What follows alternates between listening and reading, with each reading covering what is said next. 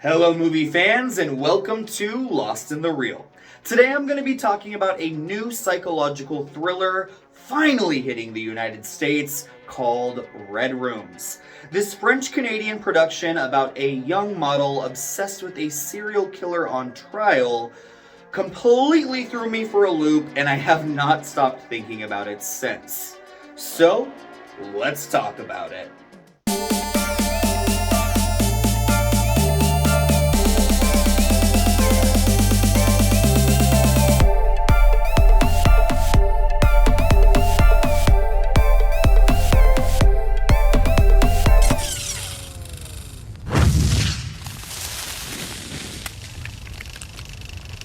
Red Rooms follows a young successful model in Montreal named Kellyanne, who we find lives in a beautiful high-rise, yet sleeps outside of the courthouse every night to be first in line for the trial of an alleged serial killer named Ludovic Chevalier. Kellyanne meets another young girl named Clementine at the courthouse, who just might be in love with the man on trial. The two form an unlikely bond while Kellyanne searches the dark web for the missing third snuff film of the final girl who was tortured and killed.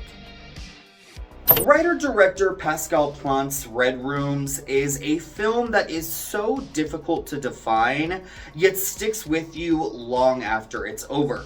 It's possible that the fact that it is so hard to define is the very reason that you won't be able to stop thinking about it. The movie opens with a 20-minute courtroom scene where we are fully caught up on the case of alleged serial killer Ludovic Chevalier by the prosecutor and the defense attorney. This elongated opening reminded me of Todd Haynes' Tar that began with Cate Blanchett being interviewed about her career. It brilliantly sets up the story, but also the tone and its deliberately restrained pacing. If you are looking for a fast-paced serial killer thriller... Now, I'm not talking about the fast-paced, sweaty stuff that you guys do today. Red Rooms is not going to provide you with that. But what it does deliver is a slow burn that hypnotizes you until it unleashes its fury at the end. What is so fascinating about this movie is that it's a character study at its core, but its lead character is impossible to decipher. And I'm not gonna lie, movies with characters who are distant and hard to connect to are usually not my thing. But Kellyanne is so unusual, unpredictable, and beguiling that it's hard to not be intrigued by her. It also helps that lead actress Juliette Gariepi is absolutely mesmerizingly icy and unreachable in the role. In that way, Gariepi reminds me a lot of Rosamund Pike in David Fincher's Gone Girl, which is one of my favorite performances of all time, so that is high praise. It's very high praise. Yes, ma'am, it is. The introduction of Clementine, who is brash and overly eager to pronounce her admiration of an alleged serial killer to the world, is what really propels this story along.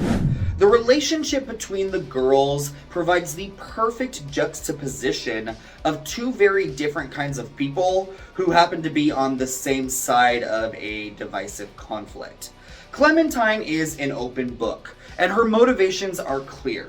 She is basically a groupie for someone on trial for raping, torturing, and killing 3 young women and then selling their tapes on the dark web. This theme of obsession with true crime... I'll never underestimate the lure of true crime. ...and how people in our society romanticize murderers is easy to see through Clementine's arc.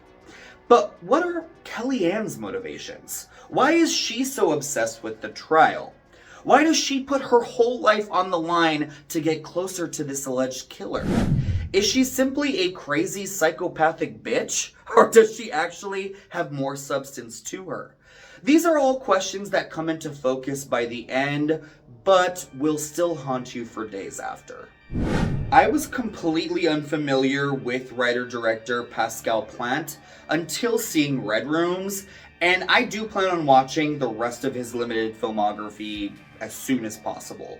He shows such bravery and assurance in both his deeply layered screenplay and his dreamlike direction. The evocative trance-like score helps pull you into all of the madness as well. The themes of obsession, psychopathy, isolation, loneliness, but also camaraderie and finding your purpose and place in life that this film tackles are also subtle while you're watching it, but they creep up on you later while you're pondering the movie at night. After doing some digging, I looked up the username that the lead character uses on the dark web, which is the Lady of Shalot, or Shalot, however you say it. I mean, you say you got dyslexia, dyscoglia, dyscalculia. however you say it. This is a reference to a 19th century poem where a lady is forbidden to look at the outside world, so she views it through a mirror and weaves what she sees into tapestries. This is the best explanation of the film's lead character that I could possibly think of, and honestly something that I will relentlessly mull over for days to come. Red Rooms is the type of hidden gem that I live for, and one of the reasons why I continue to pursue film so passionately. It might not provide you with all of the answers that you're looking for, but it provides you with something so much more than the promise of complete understanding.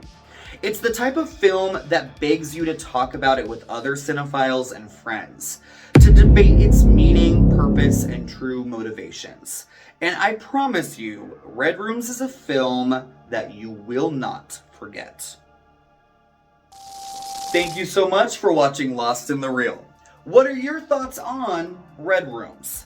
What are some of your favorite underrated films or hidden gems of the year? Sound off in the comment section down below. And until next time, my friends, take care.